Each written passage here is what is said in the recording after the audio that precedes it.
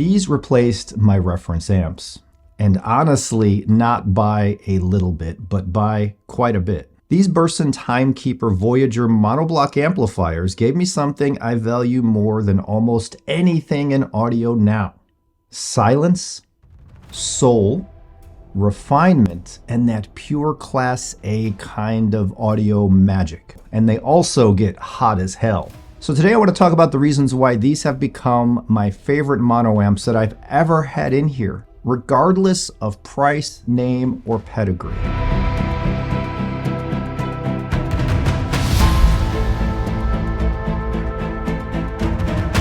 All right, welcome back everybody. So today in HiFi, and I've talked about this in the past a little bit, some manufacturers are going to the all-in-ones, the lifestyle products. And this is good because it helps many new people get into the hobby.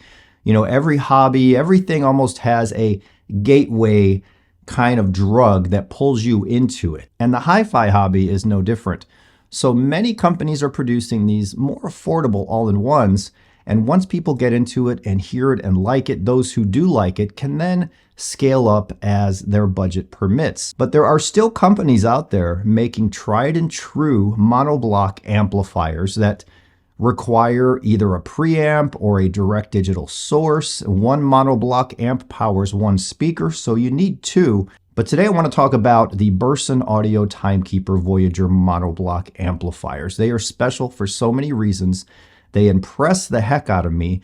They are my new reference amplifier for this room, and I'll tell you exactly why. I'm pretty excited for that. I haven't been this excited about a review in quite a while, and that is because for the last several weeks I've been listening to these, testing these in different circumstances, but they have impressed me greatly. So why would someone want a monoblock amplifier versus a stereo amplifier? Let's start here. Monoblock amplifiers are said to deliver a cleaner signal. Also, there's no crosstalk that can happen.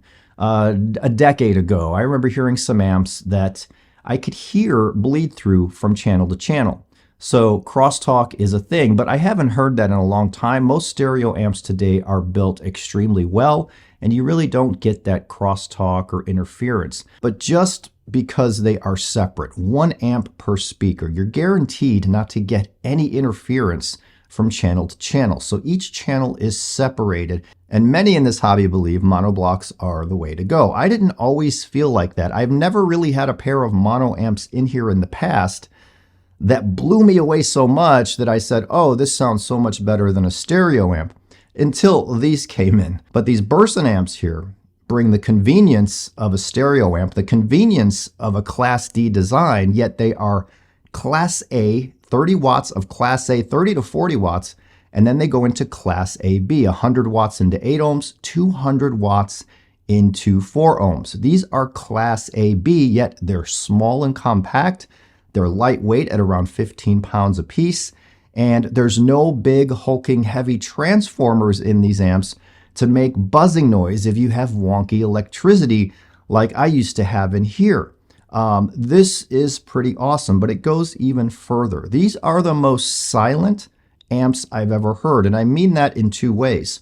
When you plug these in using the Fusion Core power supplies that Burson offers with these, their GaN power supply, the noise floor is absolutely eerily silent. I've never heard amplifiers in here with this kind of noise floor. Also, there is absolutely no noise coming from the amplifiers. These also have a really cool feature, a button on the back. There's 2 buttons on the back. The first one is to switch between RCA and XLR, but I highly recommend only using XLR with the Timekeeper Voyagers because these are truly balanced amplifiers. These are not quasi-balanced like some amplifiers that come out with XLR inputs. Not all amps with XLR inputs are truly balanced amps. These are truly balanced amplifiers, and they will sound better with XLR. I'll just say that right up front. I tested with RCA. With RCA, I did get a little hiss from the speakers. With XLR, deathly silent. There's also another button on the back, which I love because it helps you tune it to your source and even your speakers. This little button on the back will bump up the gain by 6 dB. So Say you just want a little more oomph, a little more juice coming from the amps. Bump that up. Now, in the past, with high gain amplifiers, you would, get noise if you bumped up the gain or were using a high gain amplifiers. Many amplifiers, or those who design amplifiers, try to keep the gain low so you're not getting excess noise. Even with the 6 dB boost here, there is no noise at all coming from the speakers. Kaput, nothing. I tested these monoblocks with a Galleon Navy preamp going into a DAC, such as the Audio Mirror Wave DAC or the Immersive D1 that I have here now. I also tried these with both of these DACs going direct to the amplifiers using the DAC's volume control. But let's talk a little bit more about why these amps are so incredible. Now, these are heavily biased into Class A. Just when idle, if you have them powered on, as I do right now, but I don't have anything playing through them, they're using a 100 watts each. So it's like having two 100 watt light bulbs, old school light bulbs on at the same time. And that's just when they're idle. And Burson says having these heavily biased into Class A improves the sound quality. And I have to say, I was skeptical at first, but after living with these for some time, I can say they're spot on. There's something very special about these amplifiers. So when they first came in, I placed them in with the Fusion Core power supplies. They look very sleek. Again, they're lightweight. They are made of metal, I believe aluminum. I placed them in and I admired the design and the copper accents. And as I held this 15-pound box, I remember reading that Burson says this entire metal enclosure is the actual heat sink. So you're not going to have any sharp fins pointing out. You're not going to have a 100-pound box to lift, right? The casing is the heat sink. And yes, these do get hot. I'll touch on that in a minute. So I placed them in. I had the Galleon Navy tubed preamp going to the Audio Mirror Wave DAC. And then I had those hooked up to the mono amps and then going to my T+A Talus R330 speakers. That's how I started out. Now these Talus are something like 87 dB efficient, 4 ohm. These amps power them effortlessly. But the first thing that struck me about this combo was there was an ethereal vibe going on. Body, soul, magic, very spatial. But there was something different from other amps that I've had in here. And while it was very, very nice, it was kind of warm. And I think the Navy preamp was puffing them up a bit, but it was very pleasing, very quiet, very low noise floor. I then decided to take the preamp out and the audio mirror out, and I placed in the brand new Immersive D1 DAC. It's a new multi-path DAC, has 3 patents on it. Big deal. Everybody's talking about this DAC right now. Now it has a preamp for the DAC built in, and it's very analog-like with the volume control. I plugged the Immersive D1 via its XLR outputs, which is the way you want to go on that DAC, into the Burson amps. And I was just taken aback at first. The sound livened up a little bit from using the preamp and the audio mirror. It became richer, deeper, bigger, a little more three-dimensional, but it was just such a perfect, balanced sound top to bottom. The bass is out of control in this setup. The Immersive does really great with bass, as do these Burson amps. Rich, tactile, bass you can feel in your bones. And I'm not talking about because it's shaking the room. It's just so visceral and real. The mid-range is a little bit warm, but there's a little bit of glow to the voices. Absolutely beautiful. The top end, the treble, is in no way ever harsh or overly lit. It's kind of smooth, but everything still comes out. Shimmer and 3D space. These are excellent with spatial kind of music, ambient music, EDM, heavy metal, rock. Actually, they're great with all kinds of music. There was no music I played here that sounded bad. And I'm not saying that these are coloring up the music to make everything sound good. In fact, it's the opposite. It's almost like we're really hearing what these recordings should sound like. And some modern day amps make some recordings sound shrill and cold. not musical. These are the opposite. These are probably the most musical, beautiful amps I've had in here in regards to monoblock amplifiers. But with the immersive D1, the Matrix NT1 streamer was feeding that D1 going to the amps. I was in audio heaven. I can't even put it into words. My brain is reeling because the backgrounds were so black. And I understand when some people talk about the deepest of black backgrounds. When the background is so noise-free, and these amps and the D1 allow for that, they're both kind of kings of almost no noise coming through.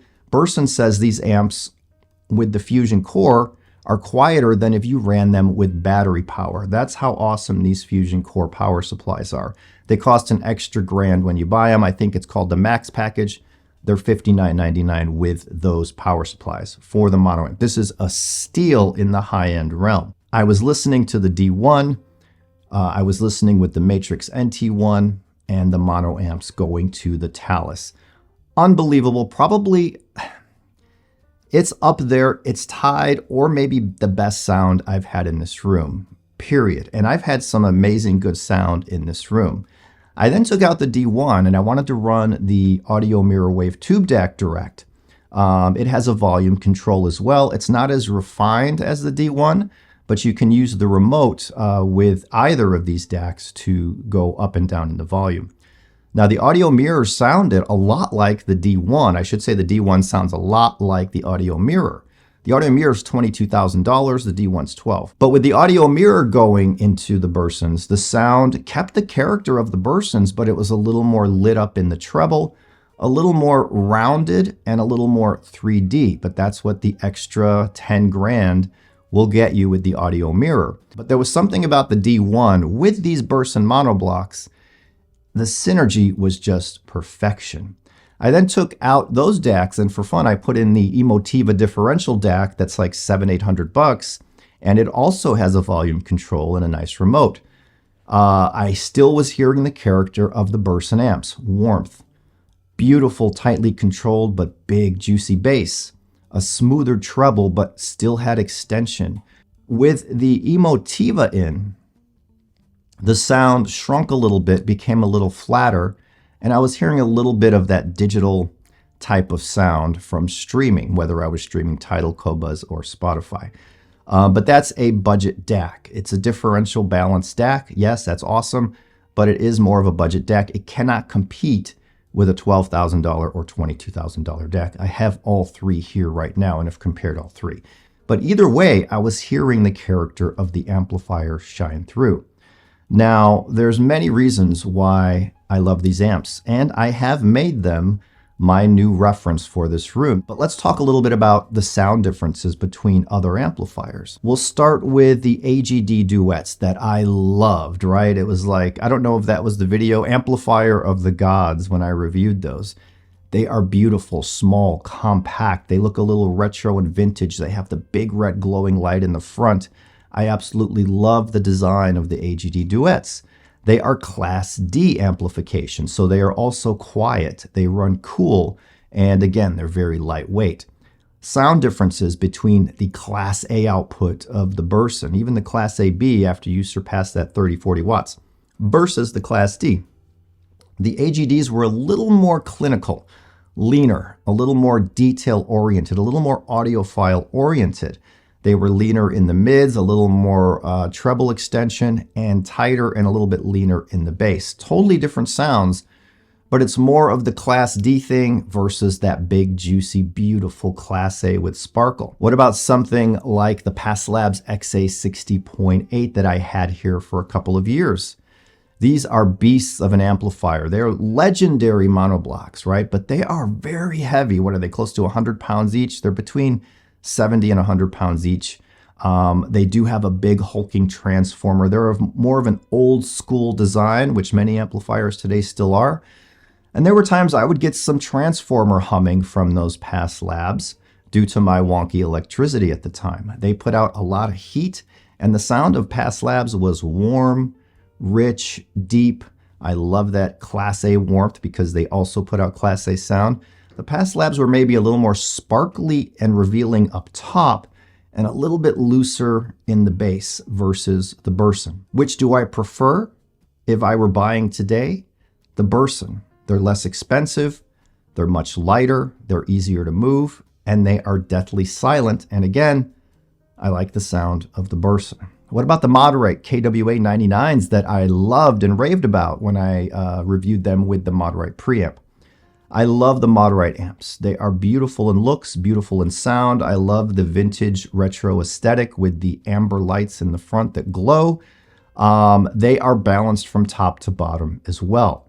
I would say the KWA 99s have a little more treble extension up top, or maybe a bit more. Beautiful punch in the mids, but a little more clarity in the mids, and not as impactful bass as the Burson Timekeeper Voyagers. There's just something special about these amplifiers. And all of the reasons I stated, the Class A output that then goes to Class AB, the lightweight, the design, right? The silence, the switchable gain on the back that allows you to tune your source or your speakers. For example, with the Fleetwood Helios, I bump up the gain. With the T+A, I leave the gain at standard, and everything is synergized perfectly. That's why I love these amps so much. And most importantly, the sound. Burson nailed the sound quality of these amps. And I'm afraid many will look past these because Burson is a smaller company. I would consider these small batch, right? A small batch manufacturer. They're not making mass market stuff and sending it out to Best Buys or Magnolias or whatever is in operation today that sells audio gear. These are specialized products built from passion. Now, these are from Burson, who is a company in Australia. So these are not made in China or the USA. These come from Australia. They are very well built. They are very nice looking. And the one con with these, there is one con, they get hot as hell. After 2 hours on, if I try to pick one up, I have to set it right down because they are hot. You can't really leave your hand on them for long. But even with the heat, that is the price you pay for going full Class A. These are addictive. These are not cheap at $59.99 with the Fusion Core, but they are sort of a crazy, stupid deal when you're looking at the high-end realm of amplification. You can spend $150,000 on mono amplifiers, but here for $59.99, I could not want for more. So thank you, Burson, for allowing me to review these. They really blew my mind. They showed me what mono amps are truly capable of for me in this space, and they get my highest recommendation. The only weakness is the heat. If you can't deal with heat that these produce, then they're not for you. But if you're seeking some of the most beautiful Class A sound out there, right here. So with that said, I'll end this video. Enough blabbing for me. I hope you guys enjoyed it, got something from it. If you do, thumbs up, subscribe, hit the notification bell. I say this all the time, and I don't think many of you do that, but it really goes a long way to help get this content out there. I'd hate for someone to spend $20,000 on amplifiers before at least checking these out. I mean, some places have a 30-day tryout. Try them, give them a try if you can find them like that. They may and probably will surprise you. I love you all. I thank you all. I will see you in the next one. Bye.